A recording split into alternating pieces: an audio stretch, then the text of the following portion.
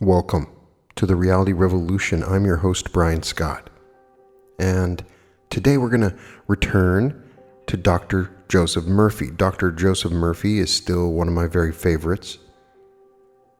One thing that I've talked about a lot on this podcast is fear, how to control your emotions, how to overcome fear. Fearlessness with Florence Scovel Shinn is wonderful. When we move into this fourth density, this fifth dimension, in Drunvalo Melchizedek's book, they talk about the Great Pyramid having this chamber where it's pure fourth density. And people had to be put on an initiation to go into this room, because if you thought of anything fearful, you would immediately be killed by it. So if we're going through an area of space that has pure fourth density, well, suddenly our fears become reality much faster. And it's going to only quicken. On a daily basis, all of our fears are going to start coming full screen. So it may seem boring or repetitive, but it's important to talk about strategies on how to overcome fear. In the Dolores Cannon book, The 3 Waves of Volunteers, in some of the clients that she interviews in that book that are talking about the new earth, they're saying it's all about fear. Whether or not you can go to this new earth reality that exists, and you're given a series of choices. And if you choose fearfully along that path, you're going to get locked into someplace other than the new earth, which doesn't sound very exciting. So what I do is I treat this like a mental karate, and I learn how to deal with emotions that come up, because they are the most important. Remember, the feeling is the secret. So we want to control fear. We want to study the best teachers, and we have. Florence Scovel Shinn, Neville Goddard, and Dr. Joseph Murphy were very good at teaching how to have strategies around using your subconscious mind to control fear.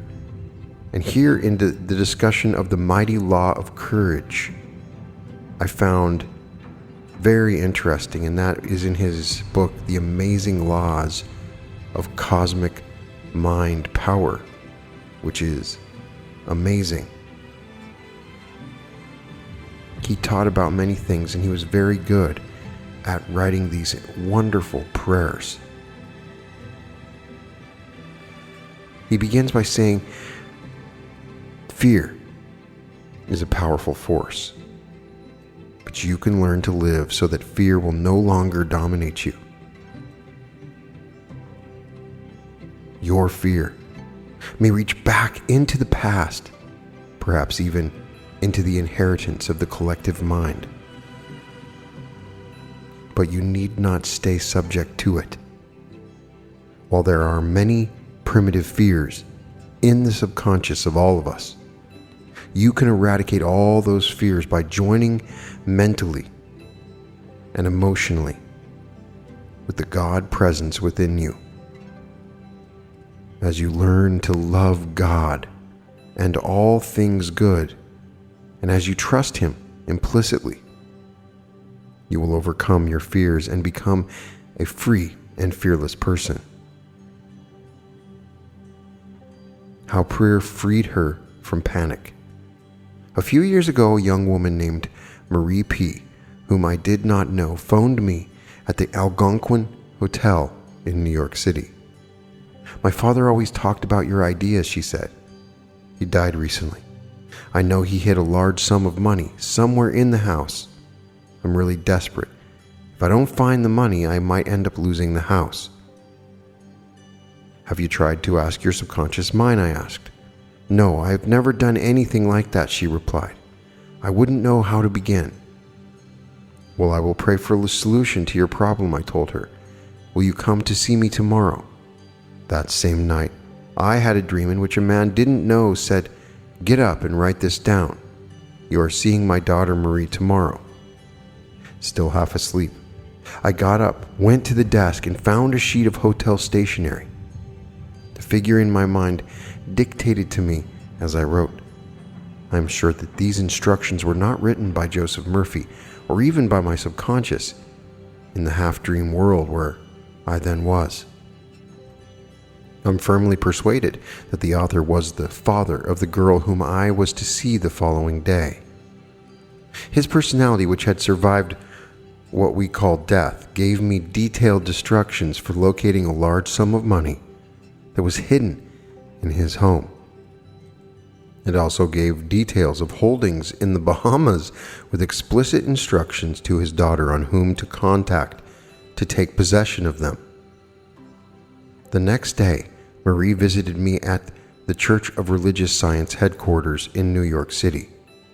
I recognized her immediately because I had seen her in my dream the night before. There is a shining facet of our subconscious mind that reflects what is subjectively perceived and known, but not consciously known. The acute anxiety Marie suffered was needless. All the time her subconscious knew where the money was. If she had known how, she would have communicated with it and received her answer. Since then, the study of the laws of her mind has completely transformed her life. Today, she is vital and alive and accomplishing great things. Her prayer cast out her fear.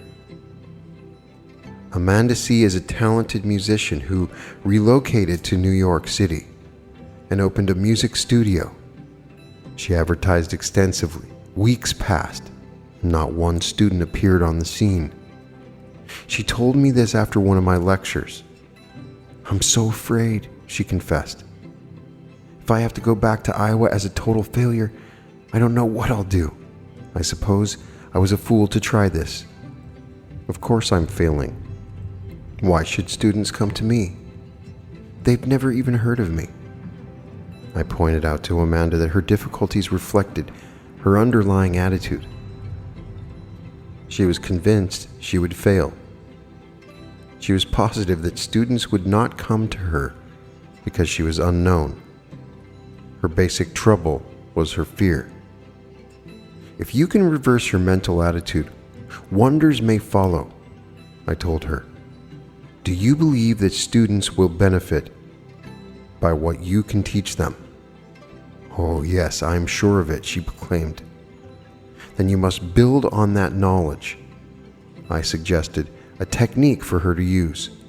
Twice daily, Amanda imagined herself teaching her students and saw them happy and pleased with their progress.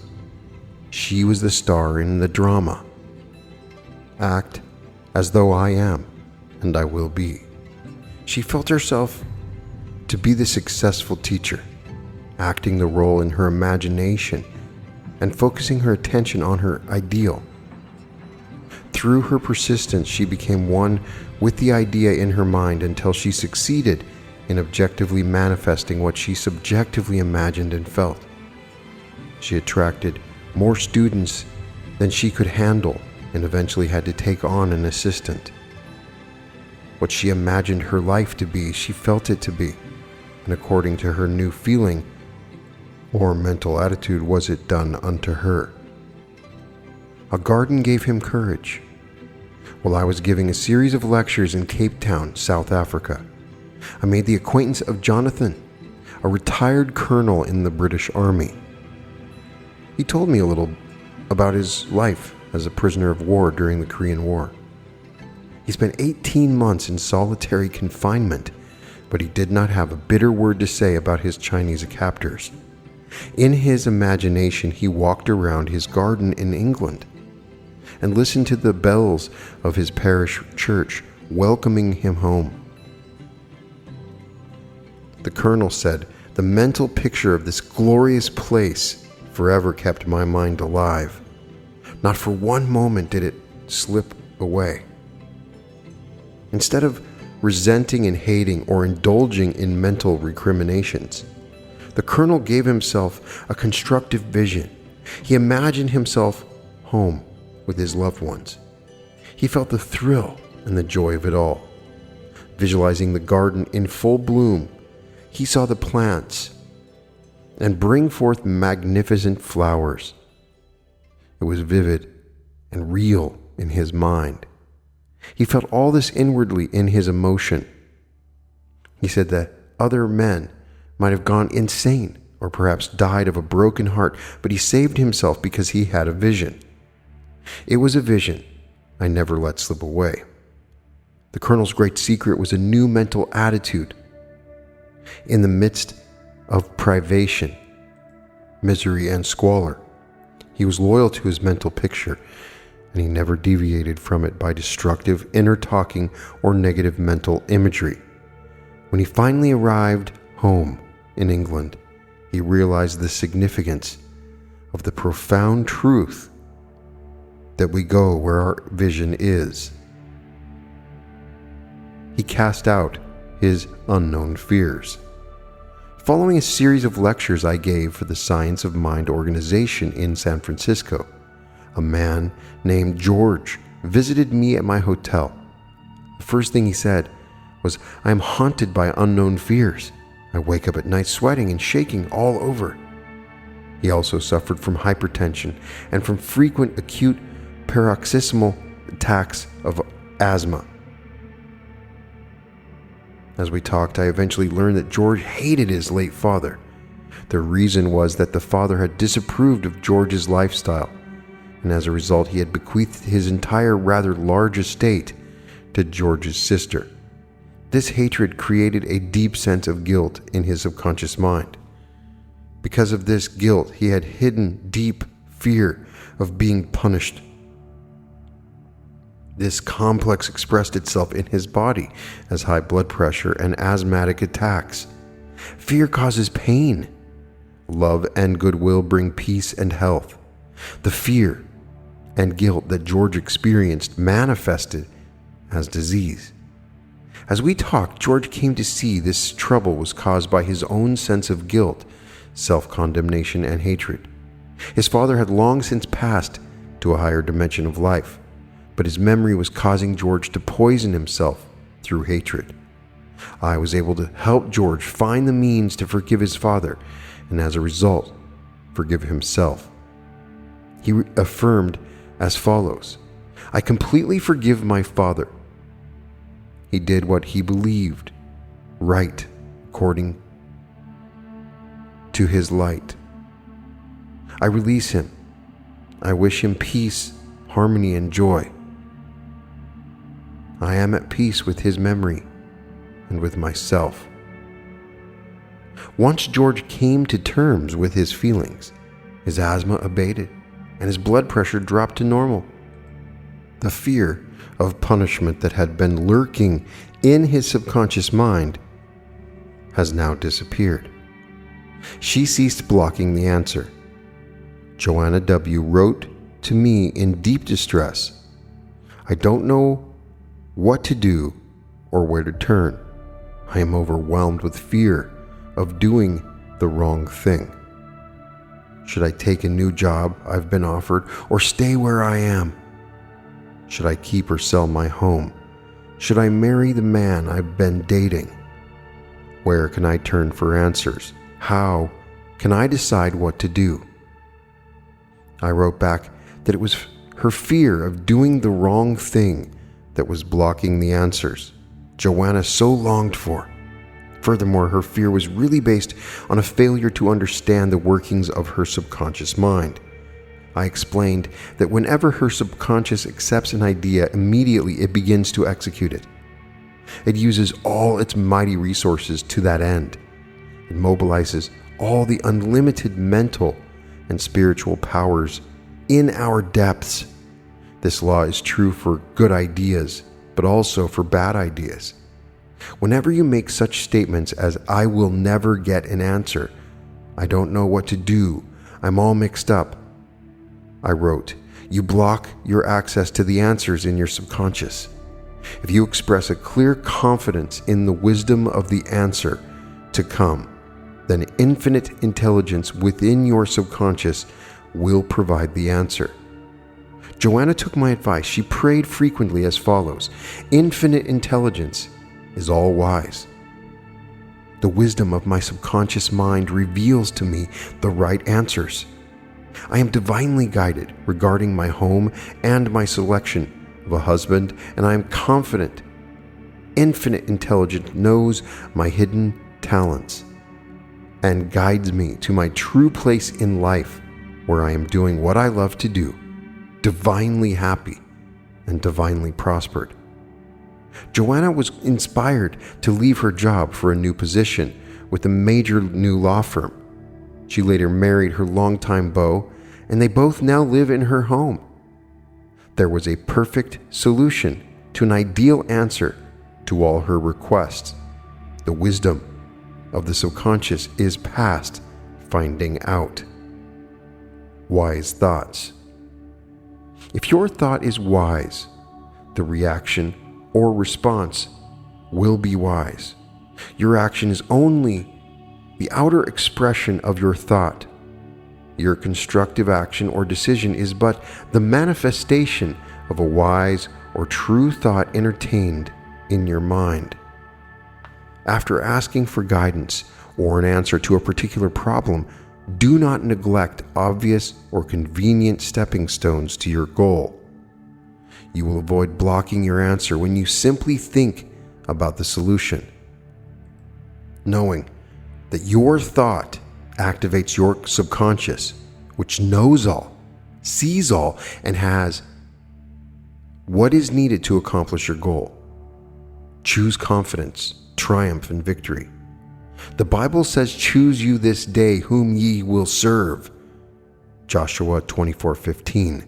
The key to health, happiness, peace of mind, and abundance lies in the capacity to choose.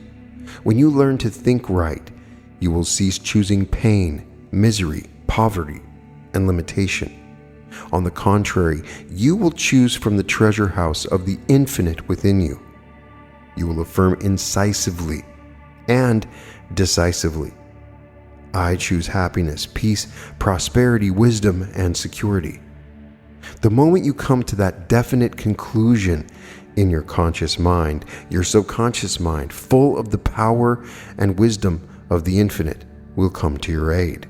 Guidance will come to you, and the way or path of achievement will be revealed to you. Claim definitely and positively, without the slightest hesitation, doubt, or fear. There is only one power of creation, and it is the power of my deeper self. There is a solution to every problem. This I know, decree, and believe. As you claim these truths boldly, you will receive guidance pertinent to all the undertakings, and wonders will happen in your life. How she overcame the feeling of frustration. Amelia H., a young automotive designer, came to me in frustration. "Every job I've ever had," she said, "my superior has had it in for me. I know I'm good at what I do, but my talents are being wasted. I think it must be because I'm a woman in what is still mostly a man's field. I got that all my life, starting with my father. He was so convinced that girls should grow up to get married, have lots of babies, and keep house. He still is. As far as I know, I've had no contact with him in 3 or 4 years. Why is that?" I asked. "Did he break off contact, or did you?" "I was just so tired of his sermons," she exclaimed. "I got to the point of hating to hear his voice. I know I should be more tolerant and understanding. He probably thinks his way is best for me. Now, I can't stand that old stuff. I won't put up with it. I don't care if he's my father, and I don't care if God has it in for me because I hate my father." "Let me see if I understand what you're saying," I said. "You resent your father because of his outdated ideas about women. By choosing your career, you did more than resent his ideas. You actively rebelled against them. Is that right?" "Well, of course," Amelia replied. "Wouldn't you, in my place?" "Maybe so," I said. "But it occurs to me that you have been seeing your father in everyone who seems to have authority over you. That even includes God. Isn't it possible that you have been shifting the blame of your own shortcomings and mistakes to your bosses in order to justify a rebellious attitude that doesn't even have anything to do with them? Amelia overcame her sense of frustration by first perceiving that she was actually blocking her own progress by her fear, resentment, and hatred. She decided to pray morning and evening as follows: I wish for everyone in the organization where I work health, happiness, peace, and promotion. My employer congratulates me on my work. I paint this picture in my mind regularly, and I know it will come to pass. I am loving, kind, and cooperative. I practice the golden rule, and I sincerely treat everyone in the same way that I would like to be treated. Divine intelligence rules and guides me all day long, and I am prospered in all ways. As she saturated her mind regularly and systematically with these thoughts, Amelia succeeded in bringing about a new mental attitude that changed everything for the better in her life. 5 positions in 5 months. The young man who showed up in my office was frankly a mess. His name was Bernhards, and he began by saying, I got fired yesterday. That makes 5 jobs in 5 months. Do you think that's a record? He went to tell me he suffered from insomnia, alcoholism, and depression. What I found puzzling was that he seemed almost proud of his recital of problems. Why do you think you're fired so often? I asked. They don't like me, he replied. My bosses, the other people, none of them like me because it's my face or something chemical. Are you a good worker? Do you show up every day on time and put a real effort into your job? He looked away. It's not my fault, he mumbled. Sometimes I just don't feel up to going. If I've been up all night, not able to sleep, or suffering from a terrible hangover, I suggested. Yeah, that too, he said. Anyway, what's the use? They're not going to like me whatever I do, and sooner or later, I'll get fired. I explained to Bernhardt that his dominant attitude of fear colored everything. His pessimistic, helpless outlook caused him to look at life from the dark or negative side. This led him to act lazy and shiftless. Of course, his bosses didn't care for him and didn't keep him. Why should they? He gave them nothing and could expect nothing in return. At my suggestion, Bernhardt took a course in business fundamentals and another course in public speaking. With diligence, personal initiative, and application, he learned the rudiments of the commercial world. He began to pray for guidance and prosperity, claiming regularly that God was guiding him in all his ways, and that he was prospered beyond his fondest dreams. Gradually, Bernhardt's underlying attitude changed. He developed enthusiasm, perseverance, and a cooperative team spirit. He became happy and joyous and began to express health, harmony, and true living. On his next job, he was kept on after probation period and soon was promoted to greater responsibilities. Bernhardt learned that practically all teaching, whether institutional, religious, or secular, has for its real purpose the inducement of change mental attitude toward life, people, and events. The first step in banishing his abnormal fear and his onward march was correcting his attitude toward life. How to realize your desire. No one can serve 2 masters. You cannot expect to realize the desire of your heart if you believe that there is a power that thwarts your desire. This creates a conflict and your mind is divided. You stand still and get nowhere. Your mind must move as a unity. Infinity cannot be divided or multiplied. The infinite must be one, a unity. There cannot be 2 infinities, as one would quarrel with the other. They would neutralize or cancel out each other. We would have chaos instead of a cosmos. Unity of the spirit is a mathematical necessity, for there is no opposition to the one power. If there were some power to challenge God or Infinite One, God would cease to be omnipotent or supreme. You can see what confusion and chaos reign in the minds of people who believe in two opposing powers. Their minds are divided because they have two masters, and this belief creates a conflict, causing their power and strength to be divided. Learn to go in one direction only, by believing that God who gave you the desire will also show you how to fulfill it. Take a personal inventory. Are you experiencing friction, misunderstanding, and resentment in your relationships with others? These unsatisfactory personal adjustments are due to the bad company you're keeping in your mind. When you were young, your parents warned you to keep away from bad company. If you disobeyed, you felt their disapproval in a somewhat similar manner.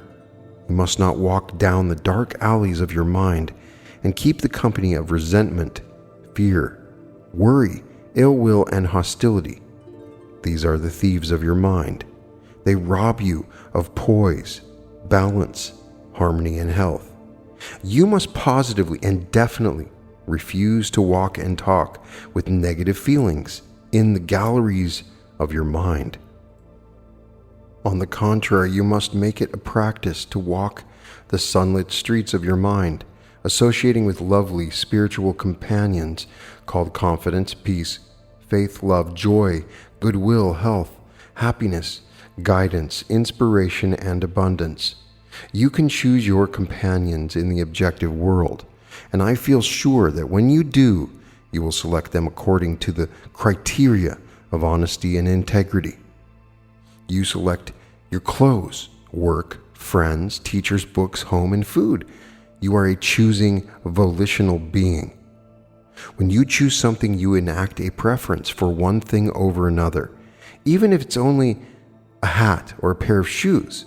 Having taken a personal inventory of the contents of your mind, choose health, happiness, peace, and abundance, and you will reap fabulous dividends. Understanding banishes needless suffering. You must give up your false beliefs, opinions, and theories. Exchange them for the truth that sets you free. You are not a victim of your five senses. Neither are you controlled by external conditions or environment. You can change conditions by changing your mental attitude. Your thought and feelings create your destiny and determine your experience. Therefore, you can no longer blame others for your misery, pain, or failure. What you think, feel, believe, and give mental consent to, consciously or unconsciously determines the happenings, events, and circumstances of your life. Once you thoroughly grasp that truth, you will cease to fear, resent, condemn, and blame others. You will discover that there is no one to change but yourself. You create your own heaven. For countless centuries, people have looked outside themselves and filled their minds with jealousy, hate, fear, resentment, and depression because they believed others were marrying their happiness and causing their troubles. People have believed that they are victims of fate, chance, and accidents, and that there are other powers and forces inimical to their welfare. Their minds are full of all sorts of weird ideas, superstitions, anxieties, and complicated philosophies about devils, evil entities, and malevolent forces. The truth is that a person's thought is creative. Our habitual thinking becomes our abundance of our poverty. We must divest ourselves of all erroneous and false concepts and realize that we make our own heaven, harmony, and peace, and our own hell of misery and suffering, here and now. You can influence your subconscious positively or negatively. The subconscious mind is always amoral and impersonal. It has no ethics or sentiments. Hence, if a person's thoughts are of an evil nature, the law of subconscious mind will automatically bring these thoughts into form and experience. If someone's thoughts are good, wholesome, and constructive, the law of the subconscious will bring forth good experiences and happy circumstances. This is neither more nor less than the law of cause and effect, which is a universal and impersonal law. Your retribution and reward depend on how you use your mind. If you make an erroneous decision in your mind, you invoke the mathematical and just response of the law of your subconscious mind. You will experience loss as a result of your erroneous judgment or decision. The law of action and reaction is universal throughout nature. If your thoughts are wise, your actions will be wise. God is not vengeful or vindictive, but the impersonal law of your own mind reacts and responds according to what is impressed upon it. Your thought life produces what seems like vengeance when you are unawakened to the way your mind works. Actually, you are experiencing a natural law of action and reaction, which is always equal, exact, and precise. Suppose a friend falls in a lake and drowns because he does not know how to swim. Would you blame the lake? Would you accuse it of acting vengefully? Of course not. The water is completely impersonal. It simply obeys a physical law. I sent my soul through the invisible, some letter of that afterlife to spell, and by my soul returned to me and answered, I myself am heaven and hell. The Rubáiyát of Omar, Khayyam.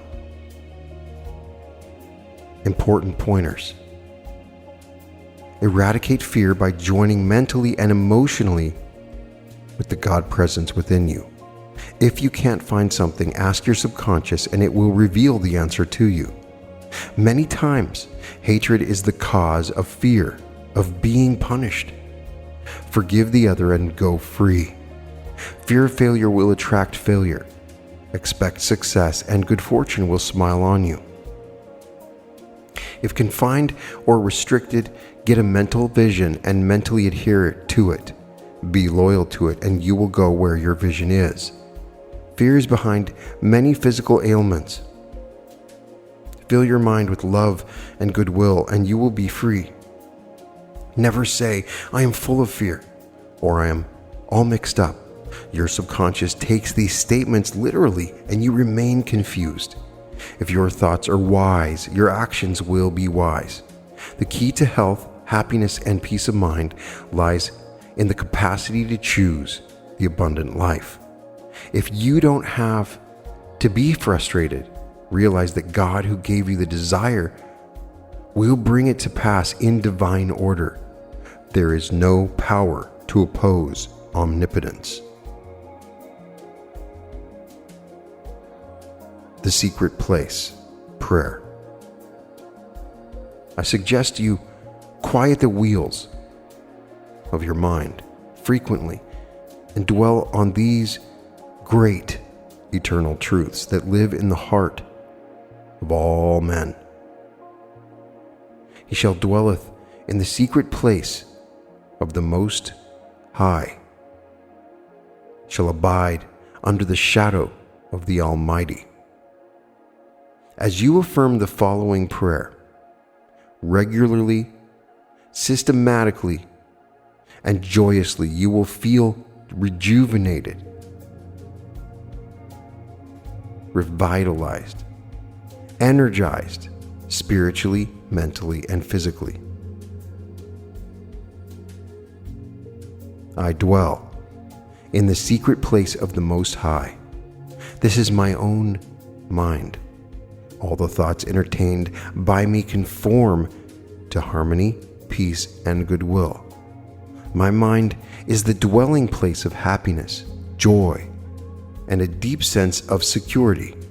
All the thoughts that enter my mind contribute to my joy, peace, and general welfare. I live, move, and have my being in the atmosphere of good fellowship, love, and unity. All the people who dwell in my mind are God's children. I am at peace in my mind with all the members of my household and all humankind.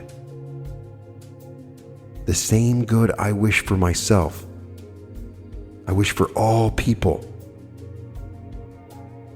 I am living in the house of God now.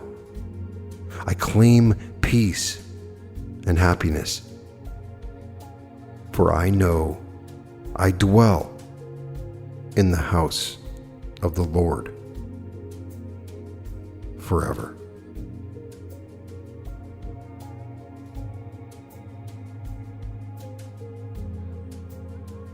And yet another timely teaching by Dr. Murphy. A lot of these teachings will give prayers, which work like an affirmation, a way of programming the mind, much more than an affirmation. Programming the mind. It's important that you understand that you can understand these theories, but you need to apply them. And so if you're reading or listening to things like this, and you're still having fearful thoughts, it means that you understand the concept, but you don't have the experience. So I would recommend that you start treating this like a mental karate, and you focus on how you react. Your reactions can be fear-based, even when you start to diminish it. For me, that's something that I am still struggling with. I've eliminated most of my fears, but I will have that instantaneous fear signal that comes to me. And I've gotten better and better at programming my mind for that first instinctual reaction to be that everything is working to my advantage, that something wonderful is happening for me now. Those really helped me to change the way I think. So a lot of these prayers are trying to go to the subconscious mind, because that's what controls your reactions. And it's very true. If you have a desire for something, if you want something, God gave you that desire, and now He wants to show you how to fulfill it. So don't ever listen to some guru that says, reduce your desires, eliminate your desires. No, that's why we're here. That's like saying stop eating food. It is okay for you to have a desire. So if you have panic attacks, if you have fear, if you have unknown fears, I understand. I can feel it every time I say the word fear. I've been fearful about things in my life, for things in my family, things in my business. And it hurts. It can make you sick. You can bottle this stuff up, but it's still going to make you sick.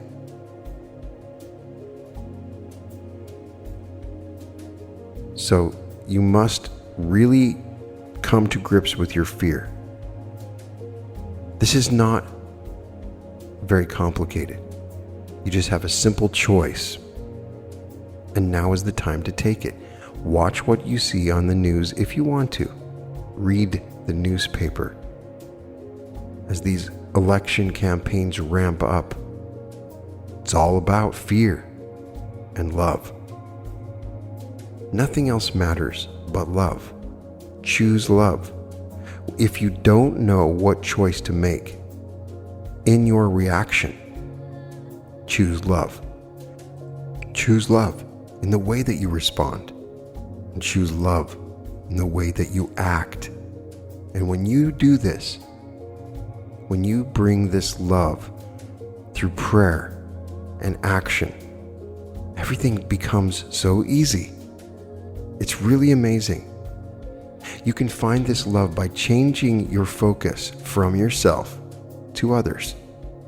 And when you do that, that love that you've carried for yourself, there's so much more available when you start to see yourself in others. And when you see yourself in others, what do you have to fear? You have only yourself to fear, and there is no reason for it.